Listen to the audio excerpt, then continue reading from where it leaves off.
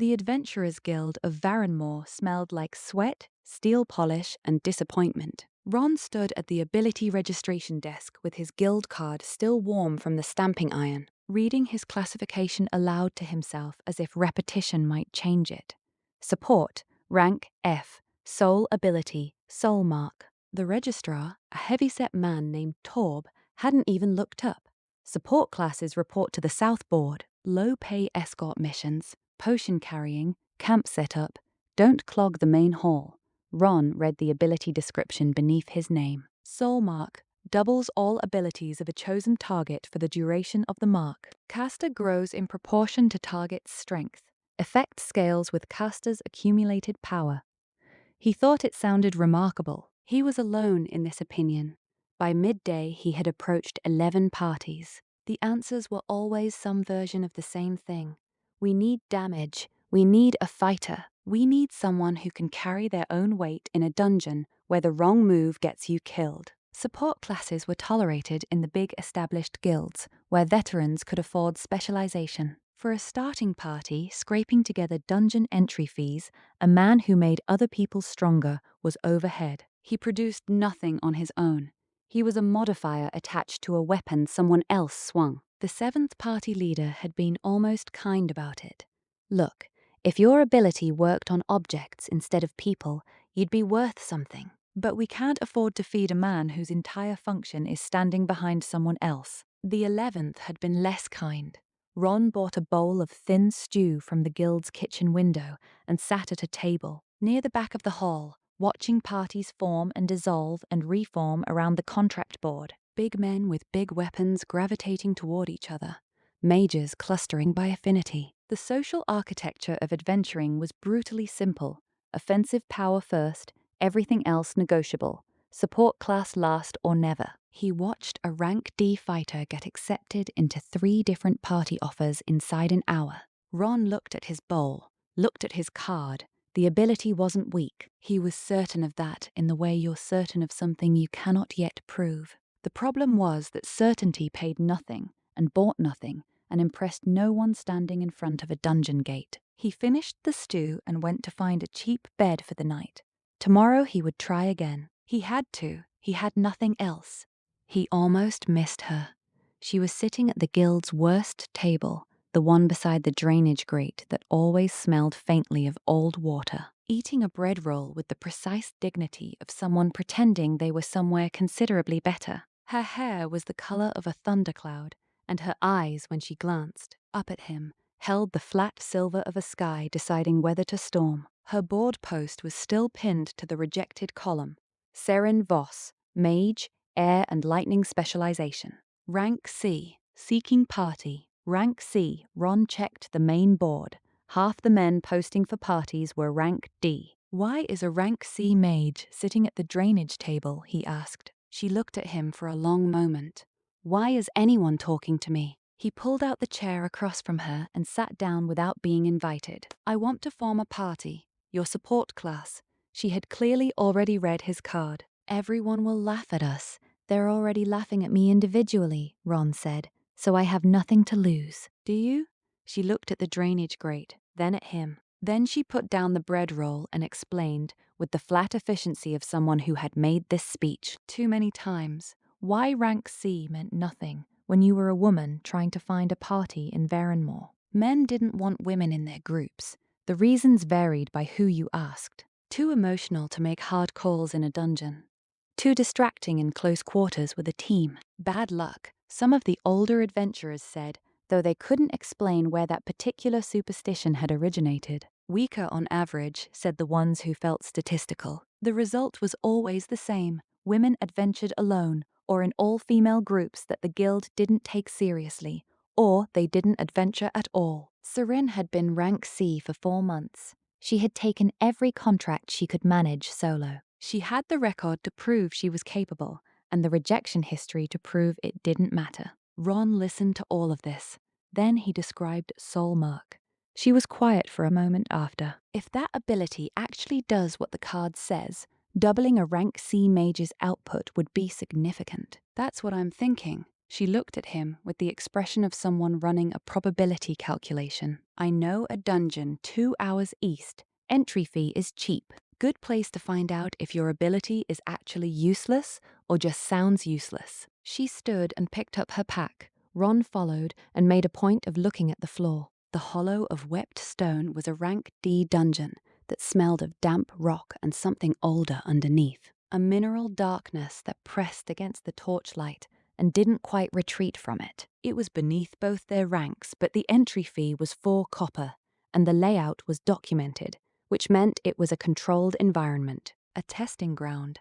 They cleared the first 2 levels without incident. Seren's unaugmented lightning was clean and precise, well above what a rank C mage typically produced, and Ron found himself watching her work with what he told himself was professional attention. She moved through the dungeon corridors with an easy, fluid grace, her hair catching the torchlight as she turned, her hands tracing arcs in the air before each strike. Very professional, very analytical. He was absolutely just studying her technique. The 3rd level introduced a pack of thornback wolves, 6 of them, toward the upper slumber end of the dungeon's documented range for a 2-person party without a frontline fighter. Now? Ron asked. Now, Seren agreed. He raised his palm and the soul mark left him as a sigil of pale light, settling against her collarbone like a brand that produced warmth rather than pain. He felt the thread connect between his chest and hers, thin and immediate. The warmth came quietly, a sense of something in him expanding. Seren raised her hand. The corridor turned white. The sound came half a second later. A crack Ron felt in his back teeth. When vision returned, 6 thornbacks were charcoal outlines on the stone floor, and the smell of ozone was sharp enough to water his eyes. Seren was staring at her own hand. Then she looked at her hair, which she was also touching, for reasons that took her a moment to identify. She turned to Ron very slowly. That command, she said. Ron had already reviewed and regretted it. Somewhere between watching her move and placing the mark, his brain had apparently decided the most important thing to communicate was that her hair looked better pushed back from her face. Combat reflex, he said. Irrelevant. The important thing is the lightning. We will discuss this outside, Seren said, in a voice that closed the topic until it chose to reopen it. She turned back to examine the corridor. But we will discuss it. They discussed it outside, at length. Ron did not have a satisfying explanation. She did not accept an unsatisfying one. 3 days after the dungeon, Ron discovered a second layer of the command problem, which was that the mark's thread was faster than his judgment and significantly less diplomatic. They were moving through Varenmore's market district on a supply contract when a boy of perhaps 15 materialized from the crowd and took Seren's coin purse with practiced ease. He was gone into the crowd before either of them registered what had happened. Ron's instinct fired. He pushed stop down the thread. Seren stopped. Mid-sentence, mid-step, one hand half raised, the boy vanished. Seren stood still for a moment and then turned to look at Ron with the slow deliberateness of a storm system that has selected its location. He explained it completely. He did not minimize. He had a command ability attached to the mark. He had not previously tested it on an ally, and he was sorry. The hair incident, Seren said. Also the command, yes. And in the dungeon, during the wolves, just before I raised my hand, I had an extremely strong impulse to look over my shoulder at you that I assumed was nerves. Ron said nothing. This was the correct choice. That was also a command, a very small one, barely a thought. She studied him for a long moment in the middle of the market with people flowing around them. Then she held out her hand. Rules. The command is used only in combat, only when voice communication is impossible, and only for tactical purposes. If anything else comes through the thread that is not a tactical instruction in a combat situation, I will know exactly what you were thinking, and we will have a conversation about it afterward. Every time, without exception, Ron shook her hand. Agreed. And Ron, her grip was firm. I will always know exactly what you were thinking. Remember that before you think it. He spent the walk back to the guild, working seriously on thinking less. It was harder than it sounded. Marin was losing a public argument with a party of 4 men who had the assembled look of people who had found a formation that worked and resented anything that suggested it could be improved. Your proposed adjustment to the rotation adds 3 steps to the tank's recovery window, she was explaining, with the patience of someone who had accepted that patience was all she had left. Over a long dungeon run that compounds, I have the guild records. We've run this rotation for 2 years, the party leader said, and your average clearance time has plateaued for 6 months. I can show you the data. Thank you for your time, said the party leader, and they left. Marin stood with a very straight spine and a jaw that could have cracked stone. She was perhaps 20, with close-cropped dark hair and a guild badge marking her as Rank C support, healing specialty. Ron bought 2 cups of terrible guild coffee and sat across from her. She asked him 6 precise questions about Soulmark, each one building from his previous answer. Then she asked a 7th. The card says all abilities, not offensive abilities, all abilities. Yes. So if you marked a healer, she stopped, started again. Healing magic is constrained by the body's natural rate of cellular restoration. Every healer hits that ceiling regardless of their magical reserves. But if the mark doubles all abilities, it pushes past that ceiling. Wounds that take minutes would close in seconds. Injuries currently considered irreversible, nerve damage, deep tissue, might not be. She looked at her own hands with an expression Ron couldn't fully read. You could heal things healing magic currently cannot touch. Ron hadn't thought that far. He said so. I have, said Marin. She picked up the terrible coffee and drank it without complaint. I've been dismissed from 4 parties this year for making suggestions. I have clearance data on every dungeon in Varanmore's registered network. I understand spatial positioning better than anyone currently working at this guild. She paused. I also intend to document everything about your ability from day 1, thoroughly, in case documentation becomes necessary. That's very practical, Ron said. I am very practical. She stood and picked up her pack. I'll take whatever position you need filled, preferably not the one where I carry potions. The math was simple. The result was staggering. Ron placed the 3rd mark on himself on the morning of their first 3-person run, having confirmed over 2 days of testing that a caster could anchor their own ability with roughly 60% of the boost delivered to an external target. With marks active on Seren, Marin, and himself, the warmth in his chest became a sustained pressure, like standing close to a ford. The threads ran between the 3 of them, and he could feel strength moving through each one. They took a Rank B dungeon contract, Ogre Nest clearance, 3 levels, estimated 4 hours for a 5-person experienced party. The entry clerk looked at their group of 3 with the expression of a man composing a respectful notification of death. 40 minutes. Seren moved through the dungeon like weather that had learned to aim. Ron watched her work with the focused professional admiration he had been practicing and was getting better at maintaining, mostly. Her hair was doing something in the torchlight between the 3rd and 4th chamber, and he lost focus for approximately 4 seconds, and a half-formed command pulsed down the thread before he caught it. The ogre Seren had been advancing on, received an open-palmed slap across its kneecap from her free hand. It stumbled. She looked at her own hand.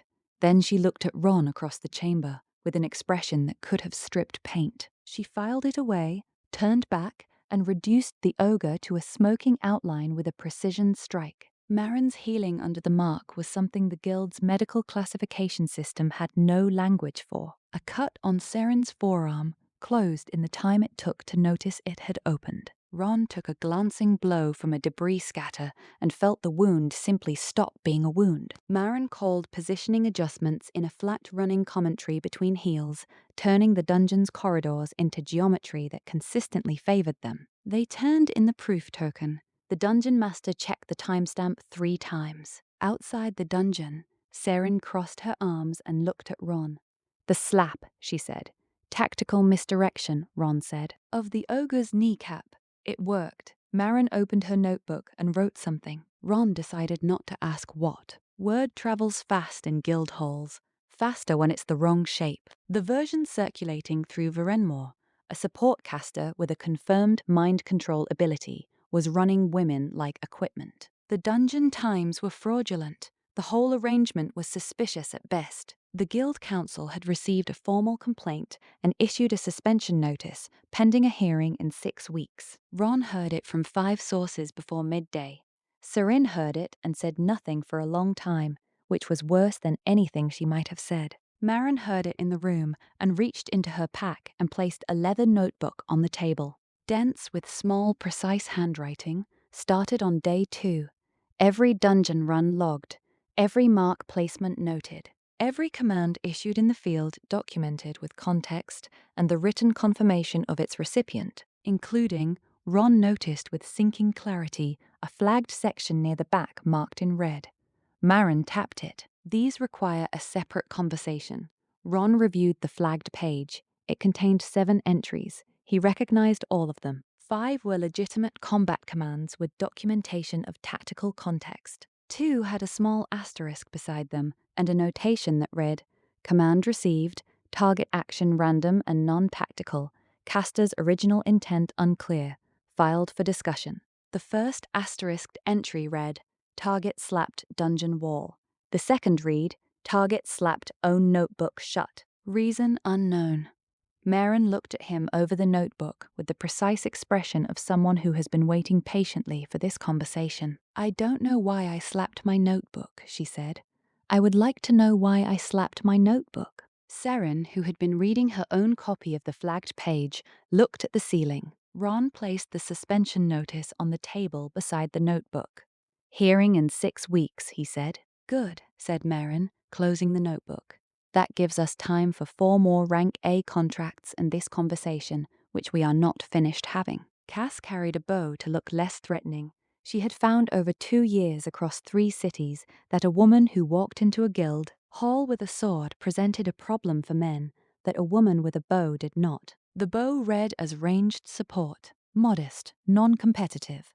The sword read as ambition, which was apparently the more unsettling of the two. Her actual ability was short-range spatial displacement, 6 feet in any direction, instantaneous, silent, repeatable as rapidly as she chose. 3 party leaders had classified it as support class and offered her potion carrier rates. She had stopped demonstrating it after the third party spent 2 weeks using her as bait and called it strategy. She found their posting in the rain outside Varenmoor's eastern gate, Wyvern Bounty, Fen Valley. 3-person party, support corps, seeking 1 additional member with mobility or disruption capability.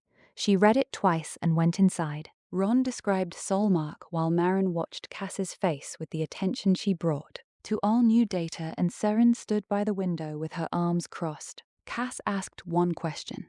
"If my displacement range doubled, is the duration limited?" "Scales with my current power," Ron said. "Several hours at present." Cass thought about moving in 12-foot steps for several hours around something that could not predict where she would be. Then she thought about the 3 parties that had used her as bait. "Rear position," she said. "I take rear. I like to see what everyone else is doing." She caught Ron looking at her bow with the slightly too deliberate expression of someone suppressing a thought and pointed at him. "Don't," she said pleasantly. He didn't. Serin noticed that he almost did and filed it. Marin wrote something in a fresh page of her notebook, which she had divided by subject. Cass got the impression very quickly that she had joined something that had already developed, its own internal weather system, and that Ron was usually the cause of it. "Does he do that often?" she asked Serin quietly, while Ron went to get the contract paperwork. "The thinking?" Serin said. "Constantly. The commands that come out of it." She tilted her head. "You'll see." The wyvern was 40 feet of arrogance with wings. It circled the Fen Valley meadow twice before descending, clearly assessing the 4 figures below as a manageable problem. This was its first and final miscalculation. 3 marks burned in Ron's chest like a sustained detonation. He stood at the center of the formation and felt the threads running to Serin, Marin, and Cass as distinct presences, each one feeding warmth back to him in proportion to what they were becoming. The forge heat from the Rank B run was now something that had no useful metaphor. He was more than he had been last week, in ways the guild's ranking system had no language for. Cass moved in 12-foot steps, appearing at the wyvern's flank and gone before it completed its turn, reappearing at its blind spot, vanishing again. She carried no weapon. She didn't need one. Her function was to fracture the creature's attention across too many positions to track. Merrin held the high ground. Her healing field expanded under the mark's boost to cover the entire meadow. A talon graze on Cass's shoulder closed before she reappeared from her next displacement. Merrin's positioning calls came flat and precise between heels, reading the wyvern's movement like a diagram she had already studied. Seren was patient. She always was. A boosted rank C lightning mage did not need to fire repeatedly. She needed one shot, one perfect angle through the scale plate joints, and the wyvern would cease to be a problem. She read the creature's banking pattern, calculated the window, and began drawing the strike together. Ron watched her from across the meadow. She was 60 feet away, completely still against the chaos of the wyvern's wing beats, her hair pulling sideways in the downdraft. The concentration on her face was something genuinely impressive to observe. He was observing it very professionally, entirely professionally. His focus slipped for approximately 3 seconds and a half-formed command pulsed down the thread before he caught it. Seren, with the strike fully charged and the geometry perfect and the window open, slapped herself firmly on the back of her own neck. Her hand moved completely on its own. The window closed, the wyvern banked. She dropped the charge, reset, recalculated, found the next window, and fired. The wyvern came down in one shot, as it always would have. It just took 11 seconds longer than it should have, and Seren's expression when she lowered her hand was the specific expression of someone who had been robbed of a clean execution by circumstances entirely outside the wyvern's fault. She did not look at Ron. She looked at the fallen wyvern and said, to no one in particular, after. Ron understood this to mean the conversation was scheduled, non-negotiable, and going to be thorough. Afterward, dragging a wyvern scale the size of a carriage door back toward Varanmore, Seren walked beside Ron in a very specific silence. Cass watched this from the rear position with open interest. Marin was already writing. The slap, Seren said eventually. I caught it before. Before what, Ron? He looked at the road. Before the complete version. The silence that followed was its own entire conversation. Cass wisely said nothing. Marin dated the notebook entry and underlined it. The guild council convened in the upper chamber with the settled confidence of 7 men who had already decided the outcome and were conducting the hearing as a courtesy. Ron arrived with his party and Marin's notebook. He placed it on the council table without preamble. The head councillor, a broad man named Harwick with 20 years of guild administration behind him, picked it up with the expression of someone handling evidence they expected to dismiss quickly.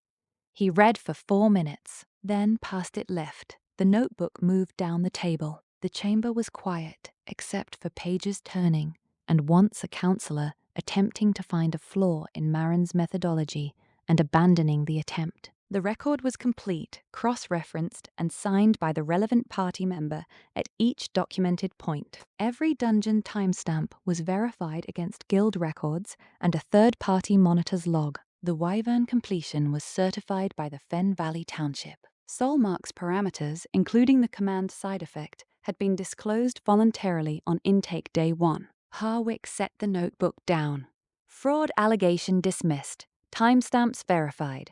Party reclassified to rank B collective, effective immediately. No apology. Ron had not expected one. Outside, the afternoon was clear and the contract board was visible through the gate. Red rank A postings caught the light. Seren was already reading the board. Marin opened a new notebook, smaller than the last. Cass watched a cluster of male adventurers across the yard watching them and smiled at them pleasantly until they looked away. Ron felt the 3 threads warm and steady in his chest, and something beyond them, a faint new pressure. At the edges of his awareness that was himself becoming something the ranking system hadn't designed categories for. He looked at the rank A board, then at the 3 of them. We need a bigger party, he said. We need a 4th mark, Seren said, which was the same thing said with more precision. She turned from the board and looked at him. And Ron, yes, whatever you were thinking during the wyvern fight that produced that slap, She held his gaze. We are not finished discussing it. Marin turned a page in the new notebook. Cass smiled at the middle distance. Ron looked at the rank A board and decided to think about dungeons.